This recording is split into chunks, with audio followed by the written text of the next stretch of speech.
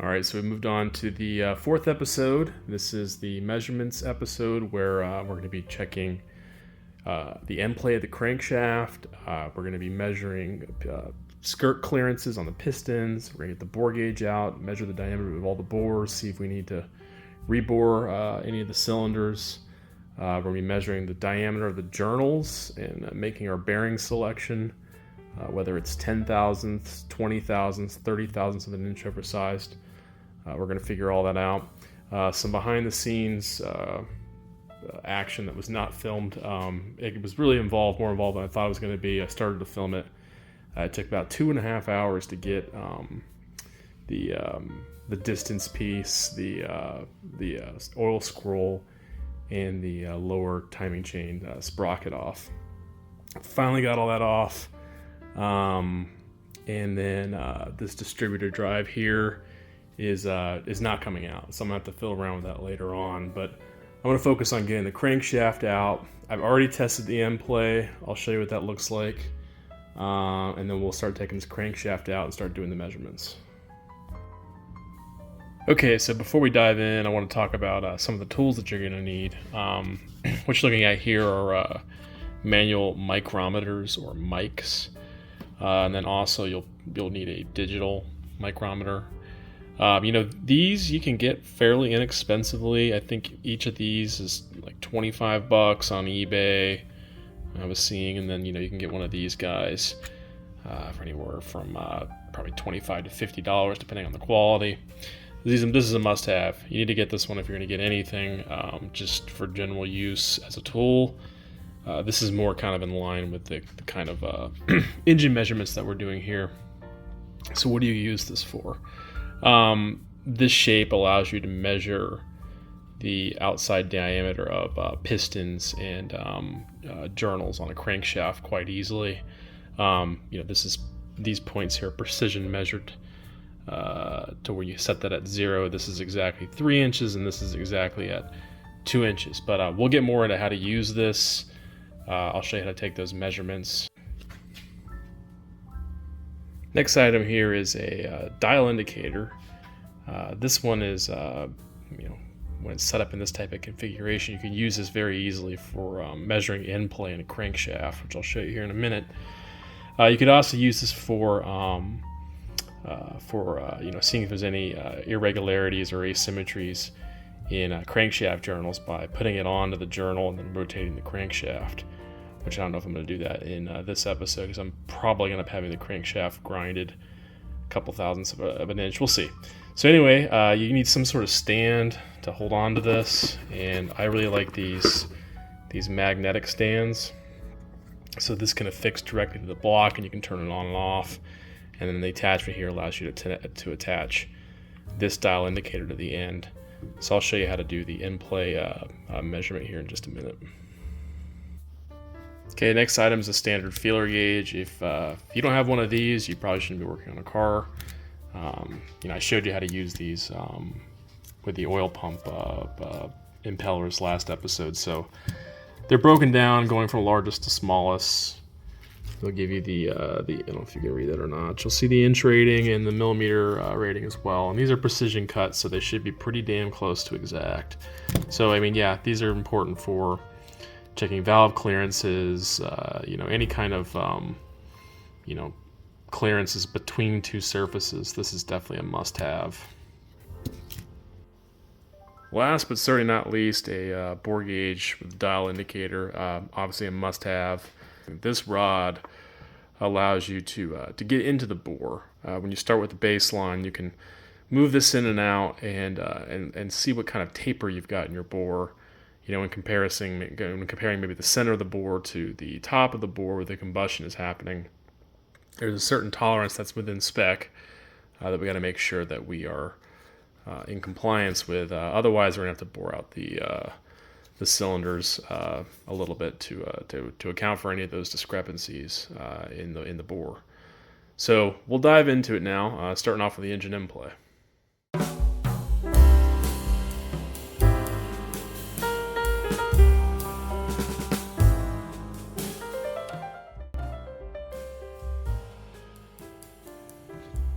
All right, so the first measurement we're going to do is crankshaft end play. So what you have to do is you have to set up a rig here. It basically allows you to come in straight line on this with this dial indicator here. You zero this out.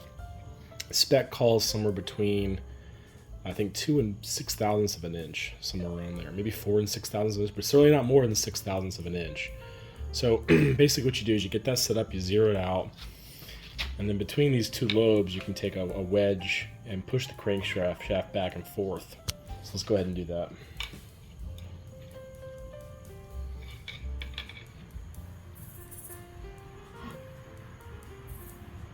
Oh boy, that is not good. See, it goes back to 0. Okay, so yeah, we're looking at, man, 13 thousandths of an inch. That is way out of spec. So basically what happens here is when when you're driving, your crankshaft moves back. When you push the clutch, the crankshaft moves forward. And so if there's too much in-play in the crankshaft, what can happen is you can grind gears, and I did have a gear grinding issue, and so I'm wondering if this is what was causing that. So when we get the crankshaft off, we're going to look at the thrust washers or thrust bearings. They sit on the main cap. See how worn they are, or if they're even there, and then you know, we'll diagnose the issue and make a call on what we need to do from there. So. All right, so looking at the actual tolerances here for the thrust washer. So that's what I thought it was. It's 4 thousandths to 6 thousandths of an inch. We're at 13 thousandths of an inch. So they make an oversized thrust washer. You see here, you know, the typical standard size is between 0.091 inches and 0.093 inches, and they make well, that's 4 thousandths of an inch larger, and you know, between 0.095 and 0.097. So best case here, we look at the thrust washers and we find out that they're actually standard size. Then we can get oversized ones, and we should be fine on that. So we'll have to dig in a little further. We'll see what we find. Okay, so I did get the center main bearing cap, and then the front end cap main bearing, the front end cap off with the thrust washers. And these, by the way, sit in here like this, and so, like I said, that keeps your crankshaft from moving back and forth. So we'll go ahead and take a measurement on these and see what we're looking at. I don't see anything in here. Typically it says 0.004 to indicate an oversized one. This is great news, because if we had oversized ones and we had 13 thousandths of an inch of in-play, that's a major problem. Probably means new crankshaft, because they really don't make these any larger than 4 thousandths of an inch. Okay, so we're looking at, on this thrust washer width, we're looking at 2.31 millimeters. So if you come back to here, so that's consistent with, you can see there on the first line, which is 2.31 to 2.36 millimeters. So again, great news. Looking at standard size thrust bearings, so we'll go ahead and get some oversized one and replace these. All right, so we're gonna move on to getting the pistons out. As you can see, we took off the the front main journal and the center main journal caps. So some lessons learned from previous experience. You want to definitely, I probably should have taken off the pistons first before I did this, because it's very easy to scratch these journals. And just be aware, if you scratch them and the scratch catches your fingernail, you probably have to get them at least polished to get those to a level where they're not going to collect any grit or anything like that and further damage any bearings. So very sensitive surface, precision surface. Just be aware of that.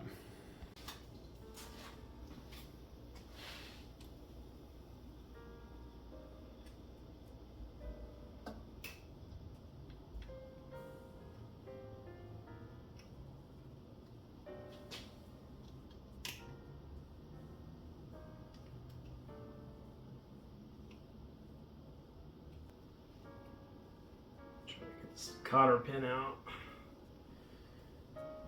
Sometimes they come out easy, sometimes they don't.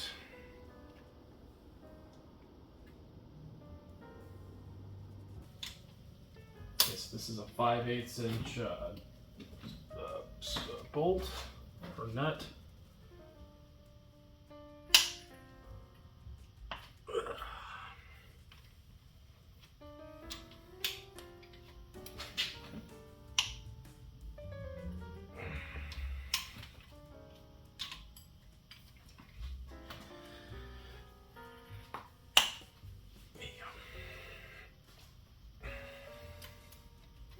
We'll add that removing a crankshaft is a two-man job.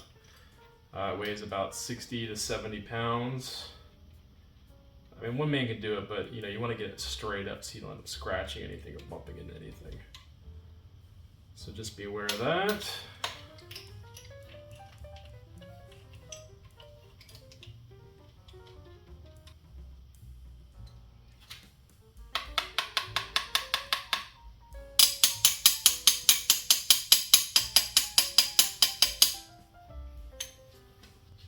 Do plan on replacing these upgraded bolts.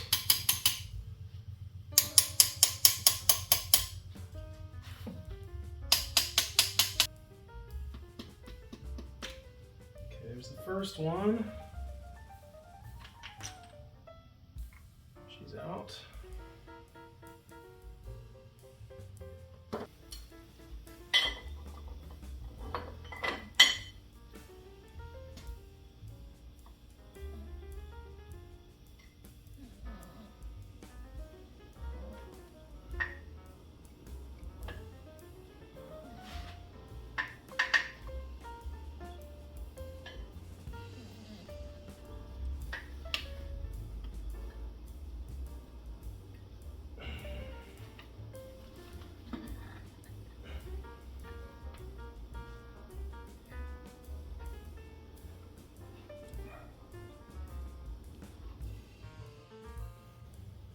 All right, so we're looking at piston number 5 here. It came out okay. Thought I was working on piston number 6, which I think incorrectly referred to as 1. So just remember, 6 is at the front of the engine where the fan is. So this is piston number 5. From what I can tell, this is the original connecting rod, or a original connecting rod. Anyhow, you know, I don't think these are balanced. I mean, maybe they were all referenced to this one. I doubt it, but if they were balanced, you'd probably see some material taken off of the bottom here. But the piston is an aftermarket Neural, I think is the company. I'm not exactly sure to pronounce it. Neural AE piston. So this is a modern piston for an 8-to-1 compression ratio XK engine. I'm definitely planning on reusing these. I don't see any real issue with them. They probably don't have that many miles on them, so I'm gonna go ahead and reuse them. They got serial numbers in here, which are kind of hard to read.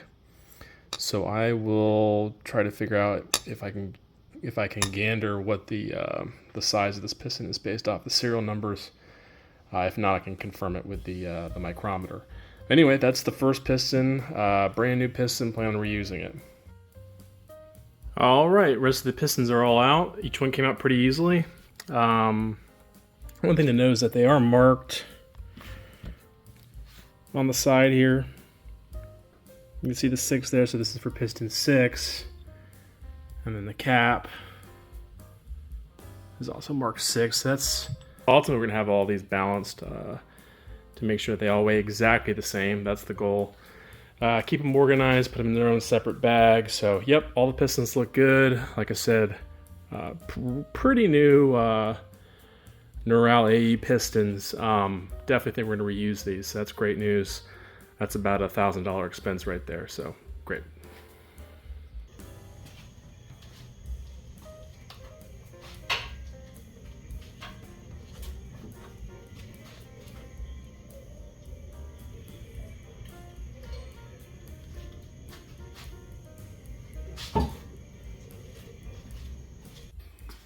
All right, so we got the crankshaft out, the piston's out. So we're gonna start taking some measurements on the crankshaft journals. Be aware you've got, your main bearings. They differ in size. You've got intermediate, and you've got the big ends. So it's here and here, and then obviously the center bearing, and then what you call your intermediate journals are here. And then you've got your crank pins. Your crank pins, there's 6 of them, is 1 for each piston. So obviously there's 6 then. So the outside diameter of these, I don't have this one right off my head, but I know that these are 2.75. That's the nominal diameter, how they came stock. So we're going to measure these with a mic and a digital micrometer as well. I like to kind of check my measurements with both. I mean, I would anticipate at least we're probably going to have to shave off roughly, or go for a 20 thou oversized bearing on these. That's pretty typical. I think it was already done once, so I'm guessing they were 10 thou over. All indications are that it was about 10 thou. So I'm thinking 20 thou over, so we'll confirm that. And then with the pistons, we're going to measure the outside diameter of the skirt. And that measurement's taken 90 degrees off of the pin here. Maybe about 10 to 15 millimeters up. So we're going to see if these pistons are oversized. I think that they are actually standard size, based off of the product code, or based off the code inside the piston. So all right, let's get to measuring them.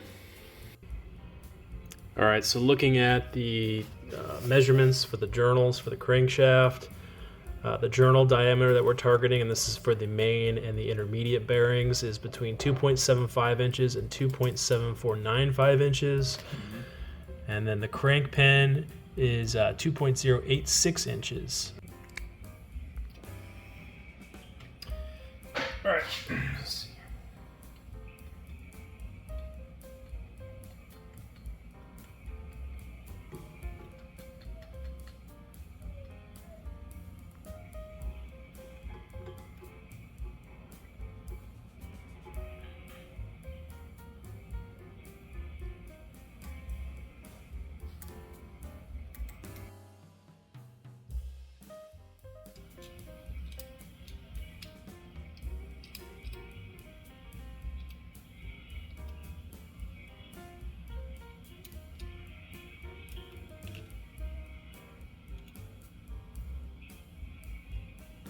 .7375. Okay, so 2.7375. Okay, so after doing some measurements, we determined that these are currently 10 thou under spec. That's the main bearings. And these are also 10 thou under spec. So that's consistent, because the bearings that we found on here were actually 10 thou oversized. So the tolerances are a little off on what you would expect. So I think what we're going to end up doing is machining all these down to 20 thou oversized, just to take care of any of those gaps that are a little too large. All right, so next we're going to measure the pistons. And I thought that they were standard size pistons, but they're actually oversized 30 thousandths of an inch. So I was doing a little bit of cleaning here, and on the top you can see very clearly it says plus 30 thousandths of an inch. And so the way that we measure these is, like I said, 90 degrees from the pin right here at the bottom of the skirt, and we'll confirm that we're actually 30 thou over. Okay, so looking at the piston size, the nominal bore size is 3.2677, so that correlates with a G-style piston here. So this is actually what we're comparing the 30 thou over size against. So if it is 30 thousandths over, we should be getting something close to 3.298, somewhere around there.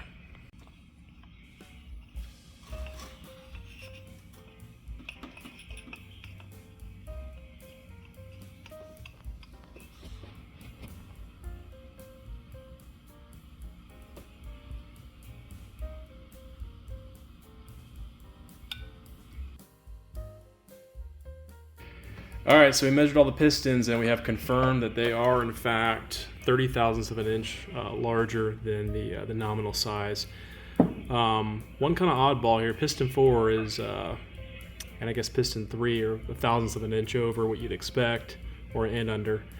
So next we're going to move on to measuring the bore size to see what the skirt clearance is on the piston bore. All right, so we're going to be taking measurements of these cylinder bores, and there's two things we're looking for. We're looking for the skirt clearance. That's the distance between the piston and the cylinder bore. You want that to be somewhere between, I think the book calls for about 1.5 thousandths of an inch With modern pistons, I think you can go as high as 2.5 inches, or 2.5 thousandths of an inch. So the other thing is that the top of the piston is a little bit tighter diameter, so it tapers up. And so through the combustion process over time, once the engine warms up, the top of the piston expands. So that's something to keep in mind. So we're looking for, again, 1.5 to 2.5 thousandths of an inch between the piston and the cylinder bore. The other thing that we're looking for is the taper of the bore, or the cylinder bore, because over time, the combustion happens here at the top portion of the cylinder, and you can see a taper from the wear from the combustion. And so you want that to be no more than, say, 3 thousandths of an inch. So if either of those are off, we're going to have to bore this to the next standard piston size, which is 40 thousandths of an inch. So we'll confirm the measurements here, and then we'll see what we need to do to get this within spec. Okay, so with this bore gauge, we've got it zeroed out, and these are in increments of 5/10 thousandths of an inch. So every larger grade is 1 thousandth of an inch. And so you have to take a measurement of this anvil on the bore gauge to know what this length is. And so you basically add the length of the anvil to whatever the measurement is here. And so in order to zero this out, or I should say to find the apex of the cylinder, you rock it back and forth, and then when it hits the apex, then it'll go back down, hits the apex, goes back down. And so we'll take several measurements. We'll take it at the top, we'll take it at the, towards the center of the bore, we'll take it at 15-degree angles in one direction or the other, and we'll confirm all those measurements. All right, so we took our measurements here. So this was the total length of our. This is the total length of our bore gauge anvil, and so we're taking measurements across and then at these angles, and so you can see here these measurements. That's the delta in our bore gauge. And you can see that as I went down the cylinder, there wasn't that much of a taper. It looks to be roughly between 1.5, maybe 2 thousandths of an inch. That's pretty consistent. No problem there, but what is the problem is that some of these values here, I'm getting 5.5 thousandths of an inch, 4.5 thousandths, 4.5, and then it seems to kind of narrow down to close to spec here on the higher end of spec. This is suitable, but it's on the high end of suitable. So what does this mean? This means that we are going to have to bore these cylinders out to 40 thousandths over, and I'll tell the machine shop to leave maybe 1.5 to 2 thousandths of an inch of tolerance between the bore and the piston skirt. One thing to note is that sometimes when you take the cylinder head off, it looks like these are sleeved, and this is actually residue left behind from the cylinder head. So if you want to confirm, you can take a sandpaper, like a 1500 grit, and sand this edge ever so slightly. You'll see that you'll see whether or not there's actually a sleeve here. So in this case, that's good news. It's not sleeved. One of the problems with sleeving a 3.4 is you get about a 20% reduction in heat transfer. So don't do it unless you absolutely have to. The other thing to know is that the 3.4 is actually the block that was not sleeved. I believe that the 3.8 and the 4.2 were sleeved from the factory. So that's something to keep in mind. So it's not a big deal if you've got a sleeved 3.4, but just know that there are some limitations with a sleeved cylinder. All right, so we got all our measurements done. Got everything ready to go, packaged up for the machine shop. We're just waiting on the pistons to arrive. I think they're coming over from England, so they should be here probably next week. So I put together a scope of work for the machine shop. You definitely want to have one of these, otherwise they're not going to know exactly what to do. So what I usually do in the scope of work is I provide the owners that the items that I am furnishing. This is important. So I'm going to give them the pistons, the bearings. Let's see here, the Borg and Berg clutch and pressure plate. This is for balancing purposes. The block, obviously, connecting rods, crankshaft, flywheel, associated hardware. Again, the crankshaft, the flywheel. You got to provide that to balance out the crankshaft. A rear seal upgrade kit. This is not something that I talked about, but I decided I'm going to put a rear seal upgrade, which basically instead of the scroll seal on the back. I think the 4.2 had a rope, but it was a scroll up to the 3.8. we're going to go ahead and do the Viton seal. So supposedly this doesn't leak at all. We'll see. And I provided some instructions for them on how to do that. I think I got this. Yeah, I got this from Terry's Jaguar Parts. Let's see what else. Timing chain cover. So if they do have to do a little bit of decking on the block, what's important with this is that the timing chain cover has to be at the same level. Otherwise, you got a gap between, or it won't sit properly, the head to the block. So that's important. Intake manifold, I'm going to go ahead and have them walnut blast that. And then the oil sump, same thing, bead blast the outside of the oil sump. So I gave them a scope of work. I want to have the block hot dipped and acid washed. And then also crack testing the block, which is important. They can also do what they call a mag particle test. I think you can find videos on YouTube of how that's done, but basically they use a big magnet and some magnetic material. And when they put the magnet on the block, they can see where the weaknesses are and determine if there's any kind of cracks or anything like that. Like decking on the block, I really don't want them to do this unless they absolutely have to. It seems pretty flat. I put a straight edge on it, so that's as needed. Remove the crankshaft plug, clean out the oil sludge. Yeah, so the crankshafts, they get filled with sludge over time. Important that you have those cleaned out. And then, let's see here. And then also have them remove the frost plugs from the block. There's 7 of them. I tried to. These weren't really coming out. I just decided to let the machine shop take care of that. Okay, let's see here. The dowel stud on the top of the block. I was having trouble getting that out to a point where I was worried I was going to break it in half. So I'd like to salvage that. Just be aware there is a dowel stud. It's the second one on the left side. And it's important to make sure that goes back in the same spot because the head has a larger inlet to accept that dowel. So it's important it goes to the same spot. If they cannot get this off without damaging it, not the end of the world, we'll just buy another one. All right, let's see what else. Gently remove the brass bushing from the distributor shaft. Not so easy to get out. It's down here. This brass bushing, that needs to be pressed out. So make sure they take that out before they put it in any acid. Let's see here. Then I want them to hot dip the crankshaft and crack test it. Kind of similar to the block. Resurface the flywheel and then drill new holes to accept a 9.5-inch E-type clutch. So the XK120 has a 10-inch clutch. It's known to be a little heavy. The 9.5-inch E-type clutch, I think we talked about that a little bit in the previous video, is a little lighter. So I went ahead and bought a 9.5-inch E-type clutch as a replacement.